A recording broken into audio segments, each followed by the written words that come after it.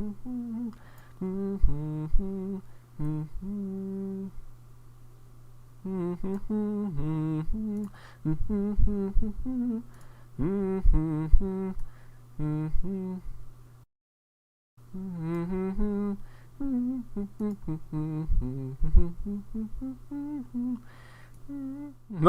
Oh. Oh. Jeez.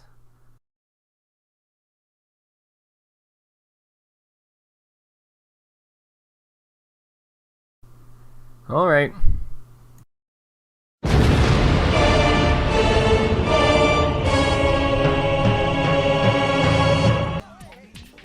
Hey guys, how are y'all doing today? My name is Nate, and today I'm going to be giving a basic guide about playing Widowmaker. Not this, not the weapon in TF2. This, right here. Wait, no, not that. This, right here. Do you see me? If you guys saw my TF2 sniping tutorial, then I'll be covering some of the points I mentioned in that video, and putting them in the context of Overwatch. Sniping is freaking fun, and I recently just found out how much fun Widowmaker is to play. She's incredibly powerful if you can land consistent shots, and she can change the outcome of a game if you get good picks and make people too scared to approach you. So if you guys want to learn how to improve your aim, or just learn more about playing Widowmaker, then you've come to the right person! I mean, I have a whole 26 hours in Widowmaker. That means I know what I'm talking about, right? Right? So first off, we'll just cover her weapons, abilities, and so forth. All of the, boring basic stuff. Widowmaker is a defense hero that specializes in sniping. She has 200 health, and she has purple skin. It's not the greatest look.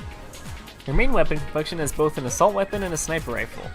While in assault mode, she can fire about 10 shots per second and deal a moderate amount of damage. However, Widowmaker is going to deal the most damage while in sniping mode. She can scope in, charge her shots, and deal an incredible amount of damage if you aim it right. While scoping in, your rifle will charge the shot for about 1 second before reaching 100% damage. This will give you just enough time to line up your shot, so charging up shouldn't be a huge issue. Just be aware it won't do nearly as much damage if you don't wait for it to reach 100%. A fully charged headshot is going to do about 300 damage. That's enough to kill a lot of heroes in just one hit. And let me tell you, getting that headshot is one of the most satisfying things ever. Hearing that dink sound go off is just, ooh, so good. Obviously, getting headshots is the best way to go, and we'll talk more about them later. A fully charged body shot will do about 120 damage. Even though that's not nearly as much as a headshot, that's still quite a lot of damage. In fact, that's over half the health of a lot of heroes. If you land 2 good shots on them, they'll go down without a problem. Don't worry about getting a few body shots every so often.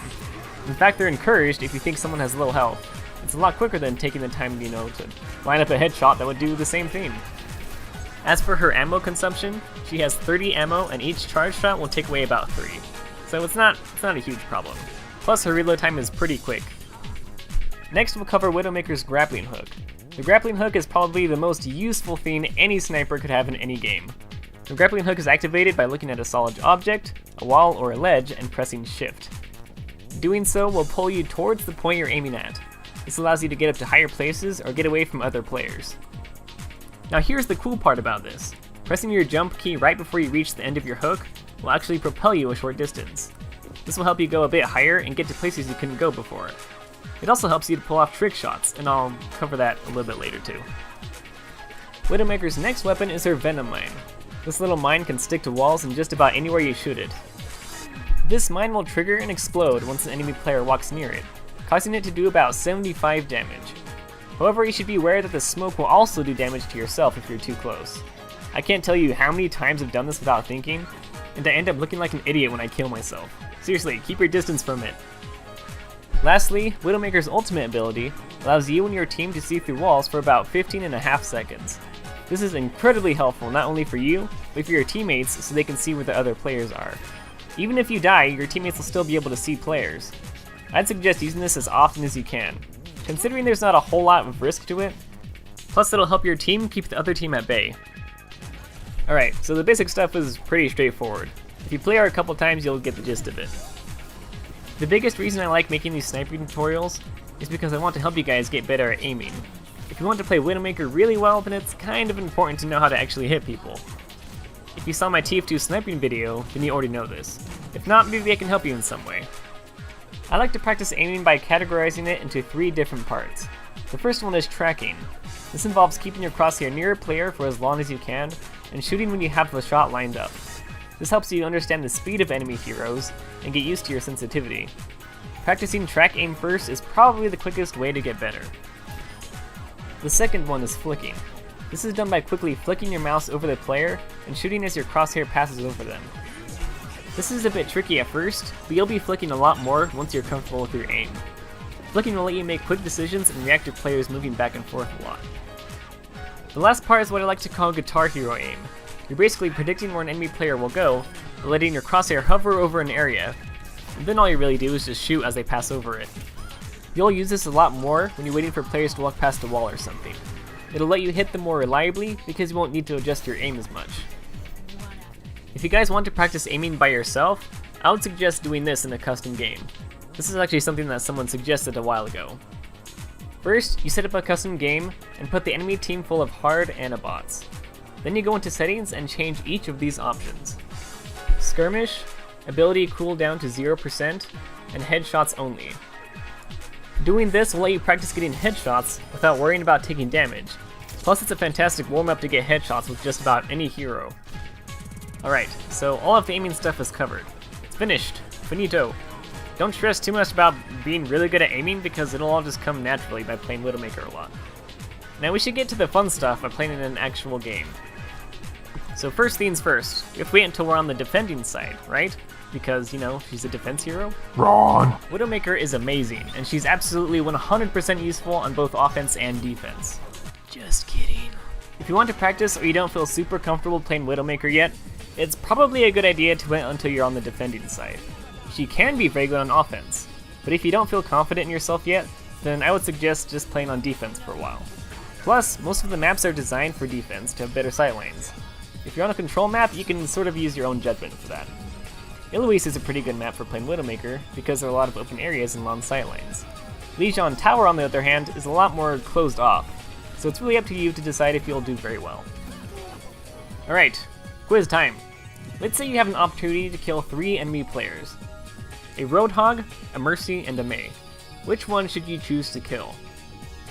Trick question! You're supposed to kill everyone, dummy! Why would you only kill one player? It's stupid. Okay, let me ask a different question. Which one should you choose to kill first? This is what we like to call prioritizing, or basically going after a certain player before killing the others. Believe it or not, ladies and gentlemen, and Hanzo mains, you actually have teammates! Even if you're the best sniper in the world, you ain't gonna do nothing if you aren't keeping an eye out for your team by killing certain enemies first, to make your teammates' lives easier. Usually, I would suggest killing the Mercy first. She gives her teammates more health, and there's the chance that she could revive her teammates back to life. By killing her first, this makes it harder for their team to get their health back. However, sometimes it may be smarter to kill the Roadhog first. If he's using his ult or he's causing a lot of trouble for your team, then it might be a good idea to kill him first and make everyone's lives easier. Or maybe you should kill Mei first. Actually, I'd probably instinctively kill Mei first without giving a second thought. She's annoying, and your teammates will love you for killing her. Just use your judgment. Go after players who you think would be better to kill first, but in the end, just try to kill everyone. Now, even though you may be perched up on a really high ledge and away from danger, there are a lot of heroes who can easily kill you if you aren't being careful. Winston and D.Va are the first heroes who come to mind. Winston can jump on your face and just hold his mouse button down to kill you in a matter of seconds. D.Va can protect herself with her shield and fly into you, making your life a billion times harder. You really need to watch out for players who could be a potential threat to you. Even a Genji can kill you from the other side of the map. I can't tell you how many times I've killed myself by shooting at him while he's deflecting. I still do this all the time. Just keep an eye out for people who could easily take you out and act accordingly. I'd suggest using your grappling hook to escape or get closer to your teammates. It's not a very good idea to take them on by yourself unless you're really confident in your aim. Enemy Widowmakers are also a huge counter. If they see you first, there's a good chance they'll kill you and you can't do anything about it. This is why it's really important to be moving all of the time. Even if you're by yourself and you think no one's around, if you move a lot, then it'll be harder for other players to kill you. Getting into different positions is also very important. If you're sniping from the exact same spot the entire game, people will know where to find you. It's especially obvious when you shoot, because your shots leave trails and they're super loud. If you move to different spots, then it'll be easier to catch people off guard and kill them. Now unfortunately, one of the problems about playing Widowmaker is that other players will likely find you first before you find them. When you're scoped in, it becomes harder to see what's around you, and heroes like Tracer and Reaper can pick you off easily if you're distracted. What I would suggest doing is leaving your Venom Mine in a place where someone would easily trigger it if they came after you. This helps a ton, because this can basically block off a path if someone were to come after you. And if they trigger it or destroy it, then you'll know where they are. The last 2 points I want to cover are some of the more interesting ways to kill enemy players. The first is that as a sniper, you're able to headshot players from any distance, even if they're standing point blank in front of you. If you're in a situation when you know you're going to die, or you know they have an advantage, sometimes it's kind of fun to be a little bit ballsy and get a really quick shot even if they're only a couple of feet from you. There's a chance you can get really lucky and kill them with a headshot, or a body shot if you act really quick, and it could just save your life. So don't be afraid to take those crazy up-close shots every so often. The second is what's called a trick shot. A lot of you have probably seen a few people do this at one point or another. A trick shot can be done by doing the grappling hook trick I mentioned earlier. When you hook onto a ledge and propel yourself into the air by pressing your jump key, you can get a trick shot on someone by scoping in and killing them as you're flying throughout the air. This is really fun to do, and it's actually a great way to pick off enemy players from a spot you aren't normally able to get to. The only tricky part is readjusting your aim as you start to fall, but once you do it a few times, it'll become muscle memory and you can do it a lot more often. The very last thing I want to mention is your sensitivity and crosshair, because when it all comes down to it, just use what you feel the most comfortable with. I personally like to use a green colored crosshair because it's easier to see. As for my sensitivity, I like to set it so I can do at least a 180-degree turn when my mouse reaches the end of my mouse pad. But seriously, just use what you feel good using. And practice, and get good, and get accused of hacking. Widowmaker's so much fun! Just practice and have a good time. Even if you didn't take anything from this video, just keep practicing with Widowmaker, and it'll all come down naturally without any explanation. Besides, all you really have to do is click on heads. Anyways, thank you all for watching, and I hope to see you all next time.